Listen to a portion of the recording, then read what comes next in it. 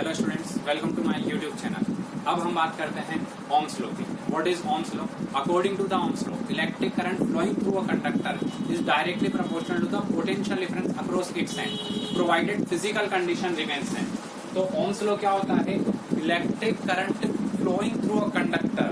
Suppose there is a wire, आपके पास कोई वायर है और उसमें से करंट फ्लो हो रहा है, तो वो अमाउंट ऑफ करंट कितना फ्लो होगा, it is depend on the potential difference across its and. उसके जो एंड्स होंगे उस पर जो पोटेंशियल डिफरेंस होगा उसी के अकॉर्डिंग आपका जो करंट फ्लो होगा उसका अमाउंट होगा। ठीक है, provided physical condition remains same. यहाँ पर एक वर्ड है प्रोवाइडेड। तो प्रोवाइडेड मीन्स क्या होता है? प्रोवाइडेड का मतलब है कि शर्त यह है कि, ठीक है, तो प्रोवाइडेड मीन्स शर्त यह है कि फिजिकल कंडीशन रिमेन सेम। उस वायर की या उस कंडक्टर की जो फिजिकल प्रॉपर्टी है, फिजिकल कंडीशन है, वो सेम होनी चाहिए। अब इसका मतलब क्या हुआ? सपोज करो आपने आज मॉर्निंग में एक प्रैक्टिकल किया जिसमें आपको एक कंडक्टर दिया गया था या एक वायर दिया गया था और उसको आपने क्या किया, पोटेंशियल डिफरेंस अप्लाइड किया और करंट फाइंड किया। ठीक है, अब नेक्स्ट डे जब आप आते हो प्रैक्टिकल करने, तो उसी वायर के लिए आपने फिर अनदर पोटेंशियल अप्लाइड किया, मींस कल का डबल कर दिया। आपने जो पोटेंशियल डिफरेंस आज अप्लाइड किया है वो जो यस्टरडे था उसका डबल किया है, तो करंट भी क्या होना चाहिए? डबल होना चाहिए। बिकॉज डेफिनेशन में बोला गया है it is directly proportional, means जितना प्रोपोर्शन में आप वोल्टेज इंक्रीज करोगे उतना ही प्रोपोर्शन में करंट भी इंक्रीज होना चाहिए। बट आपके जो आंसर आया है वो अलग आया है, डिफरेंट आया है। ठीक है, वो क्यों आया है? बिकॉज उसकी फिजिकल कंडीशन जो है वो चेंज हो चुकी है। ठीक है, कल रूम टेम्परेचर अलग था, आज रूम टेम्परेचर अलग है। तो फिजिकल कंडीशन में क्या क्या आ जाएगा वो सुने। एक तो length of the wire, wire की लेंथ चेंज नहीं होनी चाहिए। Cross section area of the wire. अब ये क्रॉस सेक्शन एरिया क्या होता है? क्रॉस सेक्शन एरिया होता है स्टूडेंट, ये आपके पास वायर है, जब आप इसको क्रॉसली कट करोगे तो क्रॉसली कट करने के बाद जो ये एरिया आपको नजर आएगा वो क्रॉस सेक्शन एरिया होगा। ठीक है, अभी अगर हम वायर की बात करें उसको इस तरह से कट करें तो आपके पास जो एरिया होगा वो सर्कल होगा। ठीक है, तो इसमें फिजिकल कंडीशन में एक तो लेंथ आ गई, क्रॉस सेक्शन एरिया आ गया, थर्ड है टेम्परेचर, टेम्परेचर चेंज नहीं होना चाहिए, और फोर्थ है जो नेचर ऑफ द मटेरियल है, जिस मटेरियल का कल आपके पास वायर था उसी मटेरियल का होगा, तब तो आंसर सेम आएंगे वरना फिर डिफरेंट आए।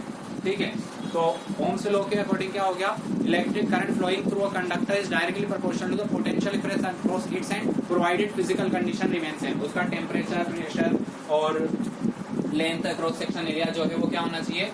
सेम आना चाहिए। अब यहाँ पर इसका फॉर्मूले की बात करते हैं। तो electric current is directly proportional to the potential difference across its end, V directly proportional to the I। और जब प्रोपोर्शनल का सिंबल हटता है तो क्या लगता है? कांस्टेंट लगता है। तो यहाँ पर कांस्टेंट आ जाएगा V equals to R I, और R इसको हम क्या लिख सकते हैं? V equals to I R. यही बच्चों को याद होता है, V equals to I R. यहाँ पर V जो है वो पोटेंशियल डिफरेंस मीन्स वोल्टेज है, I जो है करंट को शो करेगा और R जो है रेजिस्टेंस को शो करेगा। It is resistance. अभी रेजिस्टेंस क्या होता है? ठीक है, उसकी बात करते हैं। पहले वोल्टेज की बात करें। ये इसका जो एसआई यूनिट होगी वोल्टेज और वोल्ट हो जाएगी, और करंट की एसआई यूनिट आपको याद है एम्पियर है। रेजिस्टेंस की एसआई यूनिट ओम होती है, वो आगे हम डिस्कस कर रहे हैं। रेजिस्टेंस की बात करें तो रेजिस्टेंस क्या होगा? It is the property of a substance which resist electric current. ये किसी सब्सटेंस की वो प्रॉपर्टी होती है जिसके कारण इलेक्ट्रिक करंट को रेजिस्ट किया जाता है। ठीक है, जैसे सपोज करो वी टेक अ वायर, यहाँ पर हमारे पास वायर, और आप यहाँ पर 10 एम्पियर या 100 एम्पियर करंट फ्लो करा रहे हो। ठीक है, और ये वायर की लेंथ जो है काफी बड़ी है, तो आपने 100 एम्पियर अगर करंट फ्लो कराया है तो सेकंड एंड पर आपको 100 एम्पियर मिले नहीं हो सकता। ठीक है, आपको उसमें से कुछ ना कुछ अमाउंट में कम करंट ही मिलेगा, मीन्स 99.50 एम्पियर। ठीक है, या 98 एम्पियर, जितना भी मिलेगा पर 100 एम्पियर से कम ही मिलेगा। Student, combination of register, register को कितने पार्ट में कंबाइन किया जा सकता है? दो तरीके से हम उसको कंबाइन कर सकते हैं। First series, second parallel. Resistors को सीरीज और पैरेलल दोनों तरीके से हम कंबाइन कर सकते हैं, और इसका थर्ड होता है जिसमें मिक्स हो जाते हैं, सीरीज और पैरेलल दोनों मिक्स हो जाते हैं, वो जब हम न्यूमेरिकल समझेंगे तब उसकी बात करेंगे। अभी सिर्फ बात करते हैं सीरीज और पैरेलल की। तो इसको शॉर्ट वे में पहले समझा देता हूं, फिर उसका हम डेरिवेशन भी कर लेंगे कि जो सीरीज का फॉर्मूला होता है या पैरेलल का फॉर्मूला आता है वो किस तरह से होता है। सबसे पहले बात की जाती है सीरीज की, सीरीज कॉम्बिनेशन। तो सीरीज कॉम्बिनेशन क्या होता है? आपने देखा होगा दिवाली में हम क्या करते हैं, सीरीज लेकर आते हैं। तो उसमें क्या होता है, जो एलईडीज होती हैं वो एक के बाद एक के बाद एक के बाद एक कनेक्टेड होती है। तो इसी तरह से मान लो मैंने आपको रजिस्टर्स दिए, ठीक है, 3 रजिस्टर्स दिए। अब उन तीनों को आपको क्या करना है, सीरीज में कनेक्ट करना है। और रजिस्टर्स का सिंबल क्या होता है? Resistors is represented by in this way. Resistor को इस वे में रिप्रेजेंट किया जाता है। रजिस्टर एक तरह से सिंपल वायर ही होते हैं, ठीक है, ऐसा नहीं है कि कुछ ऐसा आपको दिखेगा रियल लाइफ में, आपको वायर की तरह ही रजिस्टर्स मिलेंगे, ठीक है। बस उसको रिप्रेजेंट करने का वे ये है, बिकॉज अगर आप सिंपल वायर की तरह रिप्रेजेंट करोगे तो फिर वो वायर है या रजिस्टर, इसमें कंफ्यूजन हो जाएगा, ठीक है। सीरीज की बात की जाती है तो 3 आपको रेजिस्टेंस दिए गए हैं, उसको सीरीज में कनेक्ट करना है। आप 3 रजिस्टर्स को यहां पर इस तरह से प्लेस करोगे और इनकी वैल्यू हम मान लेते हैं R1, R2 एंड R3, ठीक है। अब इसको सीरीज में कनेक्ट करना है तो आप क्या करेंगे, इसके सेकंड एंड को सेकंड वाले के फर्स्ट एंड से ज्वाइन कर देंगे और सेकंड वाले के सेकंड एंड को थर्ड के फर्स्ट एंड से ज्वाइन कर देंगे। और अगर आपके पास नंबर ऑफ रजिस्टर्स है तो आप इसी तरह से उसको कनेक्ट करते जाएंगे, तो ये क्या हो जाएगा, आपका सीरीज कॉम्बिनेशन हो जाएगा। अब इसके फॉर्मूले की बात करें कि इक्विवेलेंट रेजिस्टेंस कितना होगा। अब इक्विवेलेंट रेजिस्टेंस क्या होता है? इक्विवेलेंट रेजिस्टेंस आप ऐसे समझ सकते हैं, मान लो आपका जो इलेक्ट्रिकल चिप है, ठीक है, तो वो आपकी चिप्स जो है वो खराब हो चुकी है और उसमें रजिस्टर्स लगे हुए थे, ठीक है। सपोज करो 3 रजिस्टर लगे हुए थे और वो तीनों बर्न हो चुके हैं। अब आप इलेक्ट्रिशियन के पास गए हैं और इलेक्ट्रिशियन ने बोला कि ये 3 रजिस्टर्स आपको लेकर आने हैं। तो आप मार्केट में गए, आपको वो 3 रजिस्टर्स नहीं मिलते हैं, आपने कॉल किया तो इलेक्ट्रिशियन बोलता है कि आप एक काम करें, इस 3 रजिस्टर्स के बराबर का रजिस्टर लेकर आ जाए। बिकॉज ये तीनों सीरीज में कनेक्टेड हैं तो इन तीनों को हटाकर हम क्या करेंगे, उसके बराबर का एक रजिस्टर लगा देंगे। जैसे आप एग्जांपल के तौर पर इसको समझ सकते हो, यहाँ पर 3 स्टूडेंट हैं, वो कोई वर्क करते हैं, ठीक है, छोटे बच्चे हैं, 3 स्टूडेंट है तो वो कोई वर्क करते हैं। अब अगर एक कोई उनका सीनियर स्टूडेंट आ जाता है, अब उसी वर्क को वो उतने ही टाइम में कर लेता है, तो इसका मतलब ये हुआ उन तीनों की पावर उस एक अकेले स्टूडेंट के बराबर है। इसी तरह से यहाँ पर रेजिस्टेंस जो है इन तीनों के इक्विवेलेंट में इन तीनों को हटाकर एक पर्टिकुलर रेजिस्टेंस रख दिया जाए, उसका फॉर्मूला तो वो होगा R equivalent equals to R1 plus R2 plus R3, ठीक है। अभी हमारे पास 3 रेजिस्टेंस है तो हमने 3 को ही यूज किया है। अगर नंबर ऑफ रेजिस्टेंस है तो आप यहाँ पे प्लस के बाद डिजिट करके एन तक चले जाएं, ठीक है। ये तो होगा सीरीज की बात। अब बात करते हैं हम पैरेलल कॉम्बिनेशन। सेकंड है पैरेलल कॉम्बिनेशन। पैरेलल कॉम्बिनेशन में क्या होगा, आपको 3 रजिस्टर्स गिवन है,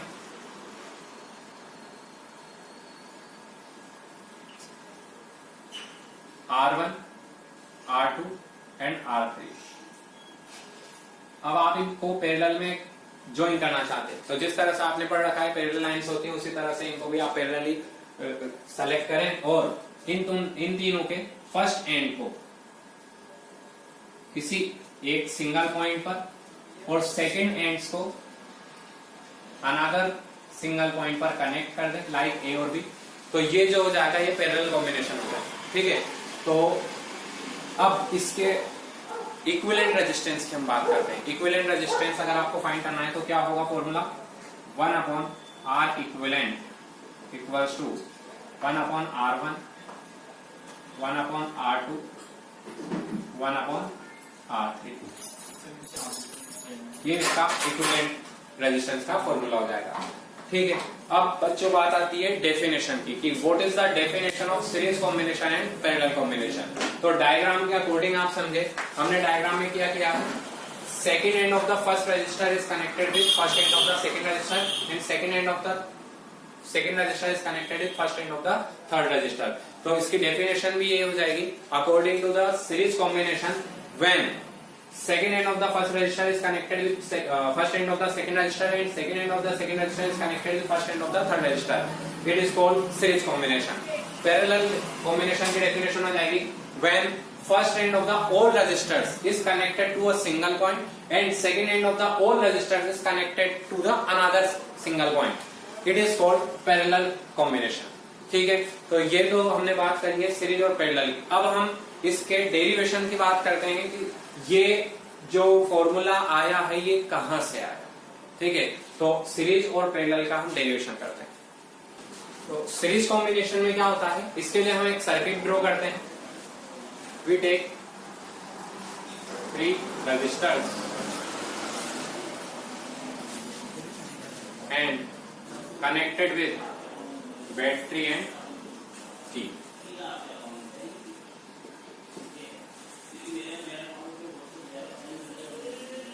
ठीक है, रजिस्टर से R1 R2 एंड R3 और जब हम की प्रेस करते हैं तो क्या फ्लो हो जाता है इसमें, करंट इज I।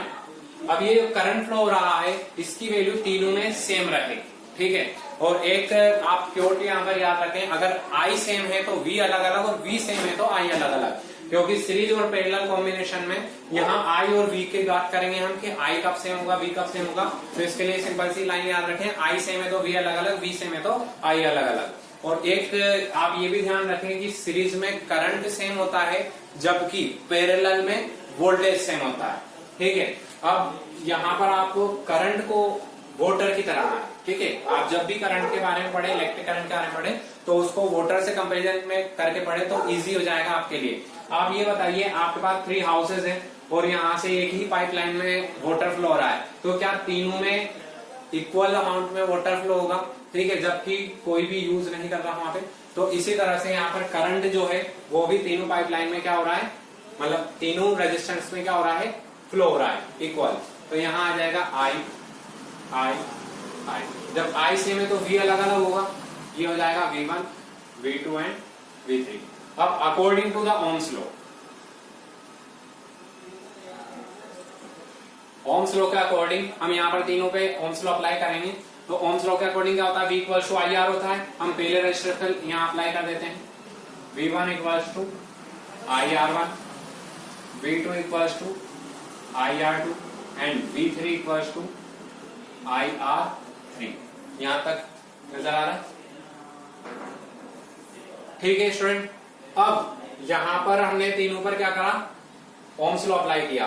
अब आप यहां देखें, अगर ये V वोल्टेज की बैटरी है, ठीक है, तो इन पर जो पोटेंशियल डिफरेंस आया होगा V1 V2 V3, इन तीनों का एडिशन भी किसके इक्वल होगा, V के इक्वल, क्योंकि जितने वोल्ट की हम बैटरी लगाएंगे उतना ही वोल्ट तो यहाँ पर होगा। तो हम यहाँ पर लिख सकते हैं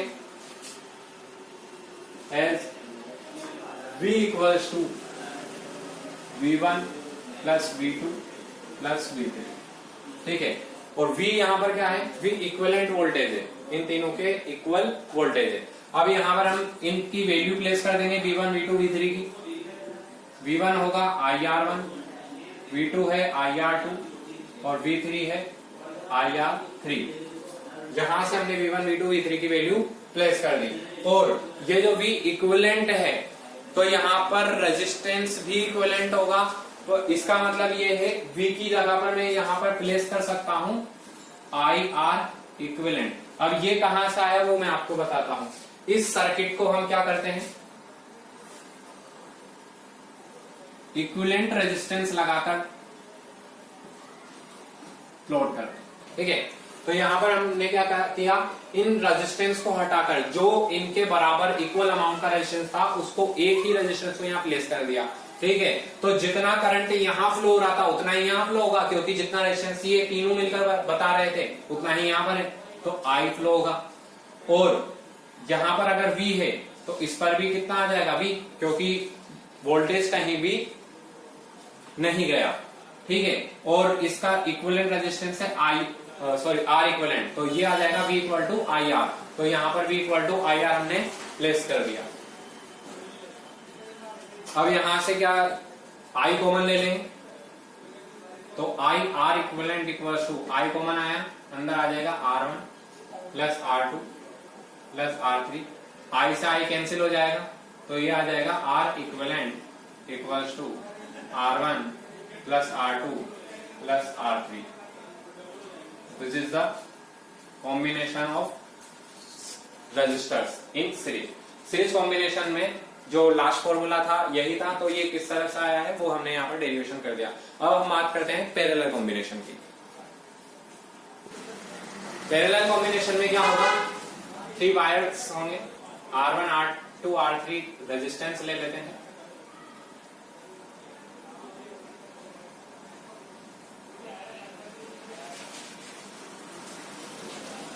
R1 R2 R3, और इन तीनों को हम कनेक्ट कर देते हैं बैटरी की से।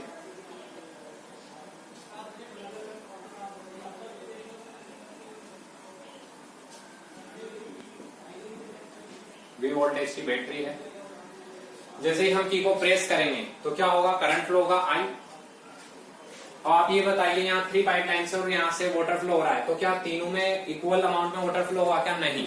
ठीक है, तो यहाँ पर I जो है वो डिफरेंट होगा। Let suppose it is I1 I2 I3। हमारा स्लोगन क्या था, I सेम तो V अलग अलग और V सेम तो I अलग अलग। वहां I सेम था तो V अलग अलग था, यहाँ V सेम होगा। इस I अलग अलग है तो क्या सेम होगा, V सेम होगा। इसका मतलब इन तीनों पर जो वोल्टेज होगा वो V होगा। यहाँ V equal to I1 R1 I2 R2 और I3 R3 लिखा जाएगा। ठीक है, तो अब यहां पर भी हम क्या करते हैं, ओम्स लॉ लगाते हैं। According to Ohm's law V equals to I1 R1। ठीक है, और अगर यहां से I1 की वैल्यू लिखी जाए, I1 इक्वल्स टू हो जाएगा V अपॉन R1। इसी तरह से I2 equals to V upon R2 और I3 equals to V upon R3। ठीक है, अब यहां पर आप देख रहे होंगे I जो है वो क्या होगा, I1 plus I2 plus I3 के इक्वल होगा। एज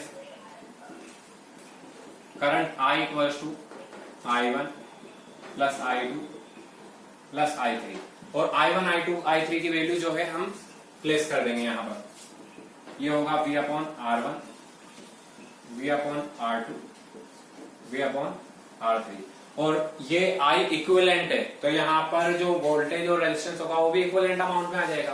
तो ये हो जाएगा V अपॉन R इक्विवेलेंट, क्योंकि बैटरी हमने उतने ही वोल्ट की लगाई है जितनी पहले थी, और रेजिस्टेंस जो है तीनों को हटाकर इक्विवेलेंट का लगा दिया, तो फिर ये आ जाएगा V अपॉन R इक्विवेलेंट। अब यहाँ से आप देखें तो क्या कॉमन आ रहा है, V कॉमन आ रहा है। V upon R equivalent equal to V common लिया, 1 upon R1 1 upon R2 1 upon R3। V से V कैंसिल आउट हो जाएगा, तो लास्ट फॉर्मूला जो है हमारा वो क्या होगा, 1 upon R equivalent equals to 1 upon R1 plus 1 upon R2 plus 1 upon R3। तो स्टूडेंट ये डेरिवेशन थे सीरीज कॉम्बिनेशन और पैरेलल कॉम्बिनेशन के, कि इनका जो फॉर्मूला होता है लास्ट वो किस तरह से आया। और जो भी स्टूडेंट आज हमारे साथ ज्वाइन हुए हैं वो हमारे चैनल को लाइक एंड सब्सक्राइब कर लें, और जो बेल आइकन आता है उसको प्रेस कर लें ताकि न्यू लेक्चर हम अपलोड करें तो उसका नोटिफिकेशन आपको मिलता रहे।